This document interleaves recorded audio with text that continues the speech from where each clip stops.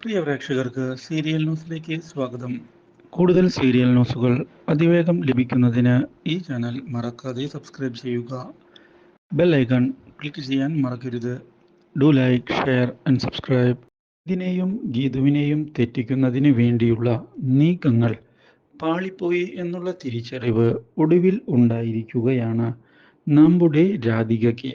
മാത്രവുമല്ല, ഇപ്പോൾ കോടാലിയായി തൻ്റെ കഴുത്തിലേക്ക് അനാമിക കൂടി കടന്നു വന്നതിനെ തുടർന്ന് ഇനി എന്താണ് ചെയ്യേണ്ടത് എന്നുള്ള ചോദ്യം ബാക്കിയാകുന്നു.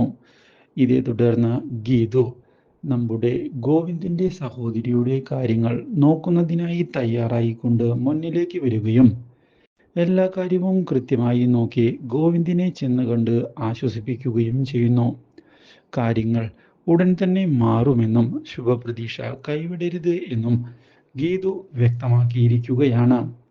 ഇതേസമയം നമ്മുടെ ഗോവിന്ദിൻ്റെ സഹോദരി കുട്ടി നഷ്ടപ്പെട്ടതിനെ തുടർന്ന് വീണ്ടും ആത്മഹത്യയ്ക്ക് ശ്രമിച്ചിരിക്കുകയാണ്.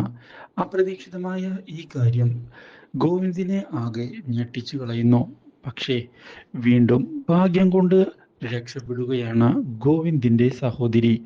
ഇതേ സമയം പൈസ നൽകിക്കൊണ്ട് അനാമികയെ ഒഴിവാക്കാൻ രാധിക ശ്രമിക്കുമ്പോഴാണ് പുതിയൊരു വഴിത്തിരിവ് വന്ന് സംഭവിക്കുന്നത്.